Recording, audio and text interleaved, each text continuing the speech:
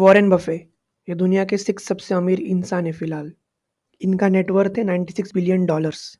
अगर हम इसको इंडियन करेंसी में कन्वर्ट करें तो वो होता है कुछ इतना। इन्होंने अमीरी की शुरुआत बस $1000 से की थी। ये दुनिया के सबसे अमीर इन्वेस्टर है, फाइनेंशियल एडवाइज़र है बड़े बड़े बिजनेस ओनर्स और बड़े बड़े बिजनेस टाइकून्स का। और इनकी सारी वेल्थ सिर्फ और सिर्फ इन्वेस्टिंग करके इन्होंने क्रिएट करी है। 2007 में ये दुनिया के सबसे अमीर इंसान बने। इनकी लाइफ को स्टडी करके बहुत सारे इंपॉर्टेंट लेसन्स हम सीख सकते हैं, क्योंकि सबको लगता है कि हम इनसे कुछ सीखें। ये कैसे इन्वेस्टिंग करते हैं, कैसे स्टॉक पिक करते हैं, कैसे कंपनी पिक करते हैं, कौन से कंपनी को डिस्कार्ड करते हैं और क्यों करते हैं। और इसीलिए ये book the snowball, Warren Buffett and the business of life, इनकी एकलौती ऑथराइज्ड बायोग्राफी है जो इनकी लाइफ को बड़ी ही डिटेल में समझाती है। तो इसी बुक से आज हम देखेंगे कुछ इंपॉर्टेंट लेसन्स, जिसमें सबसे पहला लेसन है think long term. Warren Buffett हमेशा लॉन्ग टर्म थिंकिंग को प्रमोट करते हैं, इसीलिए उनका एक फेमस कोट भी है, our favourite holding period is forever. यानी कि जब एक बार वो किसी कंपनी के स्टॉक खरीद लेते हैं तो उसे हमेशा के लिए होल्ड करते हैं और उसे कभी बेचते नहीं है। तो अब सवाल ये उठता है कि अगर हम हमेशा के लिए स्टॉक को होल्ड करेंगे तो हम प्रॉफिट या पैसा कैसे कमाएंगे, क्योंकि लॉजिक ये कहता है कि आप सस्ते में स्टॉक को खरीदो और महंगे में बेचो, और जो उन दोनों का डिफरेंस है वो आपका प्रॉफिट। ये सही बात है, लेकिन जो दुनिया के सबसे अमीर लोग हैं वो कभी अपने कंपनी के शेयर बेचते नहीं है, भले ही उनका प्राइस आसमान छू जाए या फिर मार्केट क्रैश हो जाए। फॉर एग्जांपल 2020 का क्रैश। क्या 2020 के कोरोना के क्रैश में मुकेश अंबानी ने अपने कंपनी के शेयर बेच दिए? उसका जवाब है बिल्कुल भी नहीं। फॉर एग्जाम्पल अमेजॉन के ओनर जेफ बेजोस, रिलायंस के ओनर मुकेश अंबानी, टेस्ला के ओनर इलॉन मस्क, ये सारे लोग बिलियनियर्स हैं। क्यों? क्योंकि इनका net worth billions of dollar में है और वो कैलकुलेट होता है उनके शेयर्स के प्राइस से, क्योंकि उनके पास जो उन कंपनी के शेयर्स है उनकी वैल्यूएशन बिलियंस ऑफ डॉलर में है। तो अगर मार्केट के गिरने या चढ़ने से वो अपने शेयर बेच देंगे तो उनकी नेटवर्थ कम हो जाएगी। इसीलिए अमीर लोग अपने शेयर्स कभी नहीं बेचते। तो वो पैसा कैसे कमाते हैं? डिविडेंड्स पे। आप जिस कंपनी के शेयर खरीदते हो वो कंपनी आपको हर साल डिविडेंड देती है और यही होती है अमीर लोगों की सैलरी।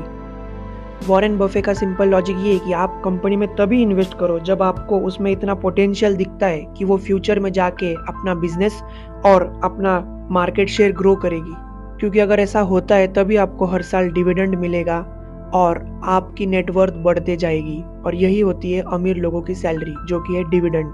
तो अगर इसका हम एक एग्जांपल देखें तो 2017 में कोका कोला के सीईओ को सैलरी मिली थी $1 करोड़, बट उसी साल बफे को $59 करोड़ का डिविडेंड आया था।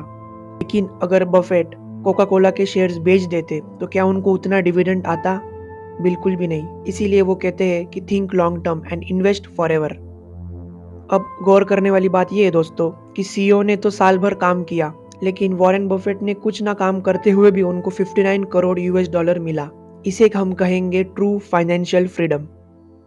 लेकिन ये सब तभी पॉसिबल होगा जब आप लॉन्ग टर्म सोचते हो। इसीलिए वॉरेन बफे कहते हैं कि वो आज को सैक्रिफाइस करते हैं कल के फायदे के लिए।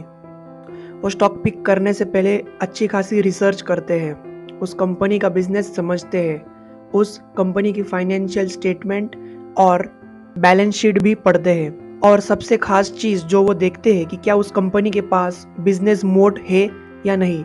अब ये मोट क्या होता है? तो मोट एक ऐसी चीज़ है जो उस कंपनी को कॉम्पिटिटिव एडवांटेज देगी, यानी कि कोई पेटेंट, कोई कॉपीराइट या कोई अलग बिजनेस फॉर्मूला।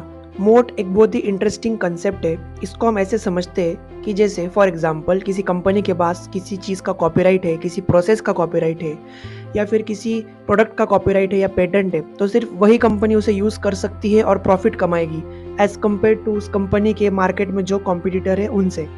इसीलिए वॉरेन बफेट कहते हैं कि वो सबसे पहले देखते हैं कि किसी कंपनी या बिजनेस के पास मोट है या नहीं। फॉर एग्जाम्पल कोका कोला, उसका फॉर्मूला किसी को मालूम नहीं है और वो एक उसका सीक्रेट फॉर्मूला है जो कि उसका एक बिजनेस मोड भी है। तो ये था वॉरेन बफेट का सबसे पहला लेसन कि थिंक लॉन्ग टर्म। चलिए देखते दूसरा लेसन, जो कि है स्टार्ट अर्ली। वॉरेन बफे जब छोटे थे तब उन्होंने सबसे पहले पिनबॉल का बिजनेस स्टार्ट किया था। वो जिस जगह पे रहते थे उस जगह के सारे सैलून के बाहर उन्होंने अपना पिनबॉल गेम इंस्टॉल किया था और उस बिज़नेस से उन्हें अपना प्रॉफ़िट मिलता था। उन्होंने काफ़ी कम उम्र में इन्वेस्टिंग की शुरुआत करी थी। जैसे फॉर एग्ज़ाम्पल जब उनकी उम्र 9 साल थी तब उन्होंने कोक बेचना शुरू किया था। जब उनकी उम्र 10 साल थी वो पीनट्स बेचते थे। जब उनकी उम्र 11 साल थी उन्होंने $120 जमा कर दिए थे, जिसे अगर हम आज के मार्केट वैल्यू में कन्वर्ट करें तो वो होते 2 लाख रुपए। जब उनकी उम्र 12 साल थी उन्होंने न्यूज़पेपर डिलीवरी का काम शुरू किया था। तो उन्होंने काफ़ी कम उम्र में ही अपना पैशन ढूँढ लिया था जो कि था इन्वेस्टिंग। इसीलिए उन्होंने 11 साल की उम्र में अपना पहला शेयर खरीदा था। और इतनी कम उम्र में इन्वेस्टिंग शुरू करने के बावजूद भी वो कहते हैं कि फिर भी मैं 11 साल लेट हो गया हूँ, क्योंकि वो कहते हैं start early get rich early. क्योंकि दोस्तों जितने जल्दी आप इन्वेस्टिंग शुरू करोगे वो इन्वेस्टिंग समय के साथ और जैसे जैसे साल बीतते हैं उसके साथ वो कंपाउंड होता रहेगा। अब कंपाउंडिंग क्या होता है, और यही है इस बुक का तीसरा लेसन जो कि understand the power of compounding. तो दोस्तों ये कंपाउंड इफेक्ट या फिर कंपाउंड इंटरेस्ट होता क्या है? तो दुनिया के सबसे समझदार इंसान यानी कि अल्बर्ट आइंस्टाइन ने कहा था, compound interest is the eighth wonder of the world. He who understands it earns it, he who doesn't page it. इसका मतलब ये है दोस्तों कि जब आप लॉन्ग टर्म में इन्वेस्ट करते हो तो आपको जो इंटरेस्ट मिलता है आगे चल के वो इंटरेस्ट भी इंटरेस्ट कमाता है। और यही सीक्रेट है कि अमीर लोग अमीर क्यों बनते हैं। क्यों? क्योंकि वो इस कंपाउंड इंटरेस्ट के पावर को समझते हैं और इसे अपने फ़ायदे के लिए यूज़ करते हैं। अगर इसका एक रियल लाइफ एग्जाम्पल हम देखें तो राकेश झुनझुनवाला जो कि एक इंडियन इन्वेस्टर है, उन्होंने 2003 में टाइटन कंपनी के शेयर खरीदे थे 3 रुपीज़ पर शेयर के भाव से। आज उस कंपनी के शेयर की कीमत है 1730 रुपए। यानी कि राकेश झुनझुनवाला को आज के मार्केट के भाव से 57,600% रिटर्न मिला है 17 साल में। और इतना रिटर्न कमाने के बाद भी राकेश झुनझुनवाला ने अपना एक भी शेयर नहीं बेचा, क्योंकि वो एक इन्वेस्टर है और वो कंपाउंडिंग की पावर को समझते हैं और वो भी एक लॉन्ग टर्म इन्वेस्टर है।